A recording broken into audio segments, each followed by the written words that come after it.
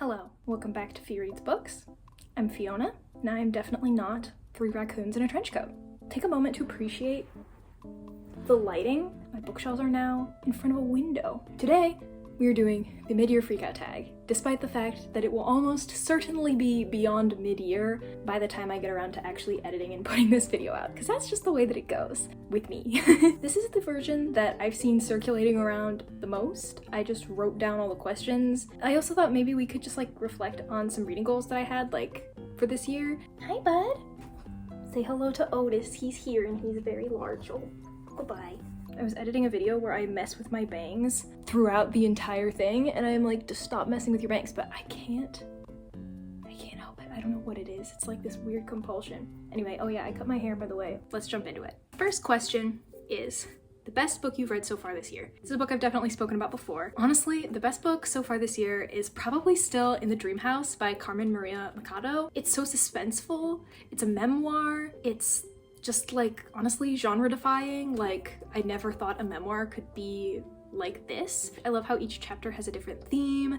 It's just so cool and I'm obsessed with it. Yeah, there've been a lot of good books this year, so it's really hard to decide, but it just blew me away in every way possible, and I still think about it very frequently despite reading it in January or February. So this is gonna be my official best book I've read so far. Next up is question number 2, best sequel that you've read so far. And this one's really hard to choose because there are 2 books within the same series that I would say are probably my favorite. And I don't know if I can choose between the 2 of them, but that is Yours Truly and Just for the Summer by Abby Jimenez. I have kind of been in my romance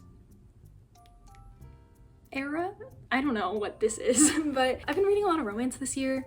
A lot for me anyways. One month I read all 3 of the Abby Jimenez books that are sort of within this series. I think she has more. I haven't read those. It's so hard to choose between these 2, but I think Just for the Summer might be my favorite. It's just so good. And all of the Abby Jimenez books, each sequel takes place from the point of view of a background character from the previous book. So this book, one of the characters is a background character in this book. And in this book, the main character is the best friend of the main character from Part of Your World. And it's just so cool. I love that. I wish more books did stuff like that. Question number 3 is a new release that you haven't read yet, but that you want to.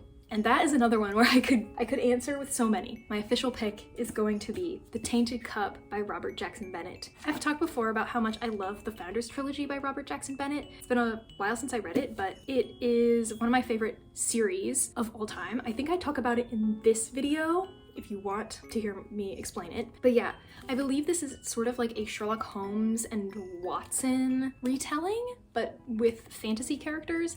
It just sounds so good. I'm so interested to see Robert Jackson Bennett's take on that. And also I love how this is a hardcover without a dust jacket, because I always take my dust jackets off anyways. So when the cover is just printed on, it makes me so happy. I still consider it to be a new release, even though it came out earlier this year. Question number 4 is the most anticipated release for the second half of the year. I think it's called Lady Macbeth by Ava Reid. I really like Ava Reid. I read Juniper and Thorn by Ava Reid a couple years ago and I thought it was so good. And I have a couple other books by her that I have not read yet. But yeah, I'm really excited to read those, and I really want to read Lady Macbeth. The cover is absolutely gorgeous. It reminds me of an A24 movie poster. I think it comes out at the beginning of August, so not even really that far away. By the time this video comes out, it might already be out. So we'll see. The next question is biggest disappointment of the year so far. And for me, I'm so sad to even have to say it, but it's probably gotta be Her Body and Other Parties by Carmen Maria Machado, same author that wrote In the Dream House. After I finished that one, I just wanted to read everything that she had ever written. I checked out Her Body and Other Parties from the library, which part of it is my own fault because I knew that it was a short story collection or an anthology, and I just personally have a really hard time with short story collections. I don't know what it is, but I very rarely rate a short story collection over 3 stars. 3 stars is like the most typical. It's just such a bummer for me when I'm like reading one story and I love it so much and then it ends and I'm like, wow, what a great story. I wish it had been like a book. And then I read the next one and I just don't like it. It's like, I don't like the whiplash of that reading experience. So I still really like her writing style, and there were stories within that collection that I enjoyed, but ultimately that was my biggest disappointment because it was just not for me, and I really wanted it to be for me. The next question is biggest surprise, which I think for me is going to have to be The Employees by Olga Ravin. I also think I talked about this one before. I don't mean to repeat myself over and over again, but it's just that like a lot of these books did make a strong impression on me. But The Employees by Olga Ravin is a science fiction book. It's very short and it takes place in the style of interviews. And with each interview, it's from a different person's perspective, but you don't know whose perspective it's from. The interviews also jump around within the timeline, and the people being interviewed are either humans or humanoids. And while you're reading, you do not know if the person you're reading from is a human or a humanoid. And you kind of can put it together through context clues. It was very abstract for me, and I was not expecting to like it as much as I did. I really truly thought it would go completely over my head. Maybe there were pieces that I missed, but I honestly really liked it a lot. That was the biggest surprise for me, just because I wasn't expecting to like it as much as I did. It sort of like started me reading a lot more sci-fi this year too, which has been kind of fun and unexpected, I think. Favorite new author? I wrote out my answers to these questions at the end of June, and it is now like halfway through July. I'm not sure if I should stick to my original answers that I wrote down when it was technically closer to halfway through the year, or if I'm allowed to like amend it, because originally I wrote Lee Mandello, the author of Summer Suns, which I really, really liked a lot. However, within the last week, I finished reading Gideon the Ninth by Tamsin Muir. How do I say it?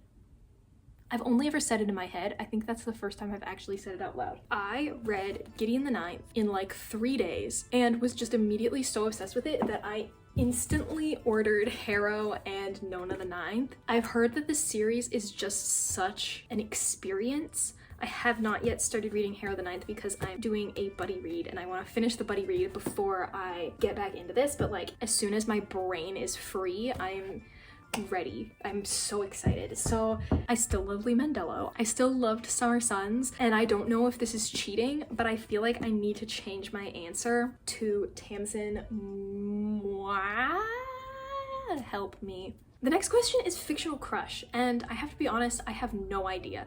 I don't usually get crushes on fictional characters.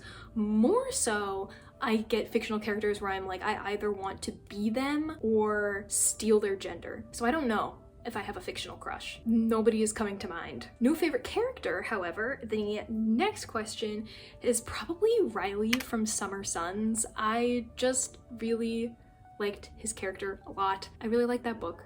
It made me very happy, which is funny because it's very dark and kind of depressing, but like also like in a good way. So I'm like flying through these questions. This is gonna be the shortest video that I've ever filmed. The next question is a book that made you cry. And for me, that is going to be All the Things They Said We Couldn't Have, which is a memoir, a nonfiction, and I didn't write down the name of the author because apparently I just like to make things hard.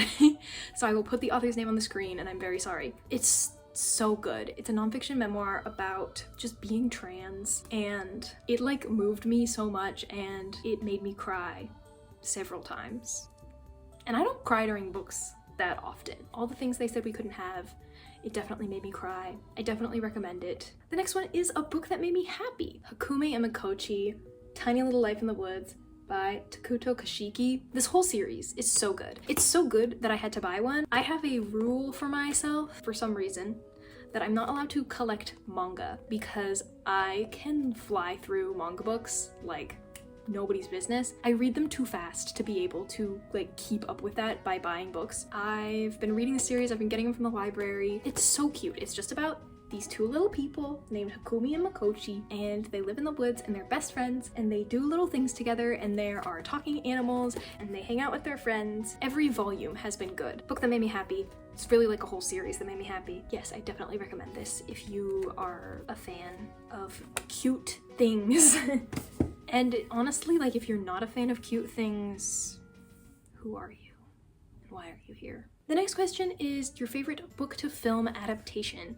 I don't think I've really read many books this year that have been adapted into films. I'm gonna go for a sort of obvious one, which is Catching Fire by Suzanne Collins. I'll link my Hunger Games video above if you want to watch it. Catching Fire, by far, is the best book to movie adaptation that I've read this year, but also out of the Hunger Games books. Catching Fire is the best. It's the best book, it's the best movie. Both I think so, who have read the series multiple times, and so does my partner. This was his first time watching the movies. I'm not going to talk a ton about this. I could easily talk for this for another like 20 minutes if you let me, so I'm just not even going to go there.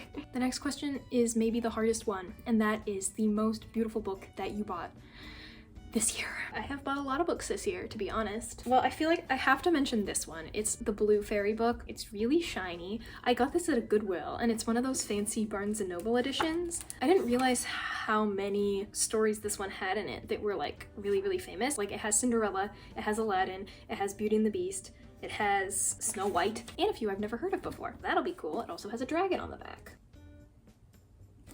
Yeah, this is one of the most beautiful for sure. But aside from that, I got this one just last week, and that's Summer's End by Juno Black. This series is the Shady Hollow series, and it is a mystery series where all of the characters are anthropomorphic animals. They're so fun, they're so cozy. I've only read the first one actually, but there was an author reading I went with one of my friends, and it was super, super fun, and it just really inspired me to catch up on all the books. I currently have the second and the third from the library right now, but I love these covers. I love all the little details on them. Okay, I think this is the last question. It is a book you need to read before the end of the year. There are several, but the number one book that I need to read before the end of the year is Les Mis by Victor Hugo. This damn freaking copy of Les Mis has been on my bookshelf for so long. This is a book that not only do I need to finish it this year, but I was supposed to finish it last year and I never did. It has a hair stuck in it. It's a pink hair. That's how long I've had this book, is it has one of my pink hairs from like 2022. It's so long. It is exactly 1,463 pages. It's a hefty little guy. I know that it's gonna be good. I know it's gonna be a good time. I'm just so intimidated. Sometimes the wall creaks and it makes me scared that this whole thing is just gonna fall on top of me, which I do not wish to happen. So I thought maybe I could also talk a teeny tiny little bit about some of my personal reading goals. I know that one of my main reading goals for this year was that I wanted to read more series, get over my fear of series, which I think I've been doing, honestly. Like, I started reading the Locked Tomb series, which has been awesome. I'm in the middle of the Narnia series, which I haven't ever read more than The Lion, the Witch, and the Wardrobe, so that's been a fun time. I also recently started the Wayfarers series by Becky Chambers. I've started a lot of series that I've really liked, so that's cool. And I also read all of the Hunger Games, which was a fun time. Yeah, what else? I also wanted to read more poetry, which I have read some poetry. Not like a ton of poetry, but a good solid amount. I know I really wanted to focus less on trying to read as many books as I possibly could and focus more on making sure I'm reading books that I really want to read. I feel like I'm kind of following that. I don't know if I'm sticking to that or not. I'll let you know by the end of the year. I don't think that somebody who has recently read 5 volumes of manga in one day can really say that they've been pacing themselves. But I also feel like I have been stepping outside my comfort zone, reading in genres that I'm not as used to. I'm feeling pretty good about it so far. So that has been the mid-year book freakout tag. Thank you so much for joining me. I hope you had a fun time. I had a fun time. Thank you so much for watching, and thank you for being here. Thank you for making it this far. Let me know in the comments if you want to answer these questions. Like, please feel free. I'm especially curious about what your favorite book has been so far this year. My face hurts from smiling. I feel like I've been smiling a ton in this video. I'll catch you in the next one. Goodbye.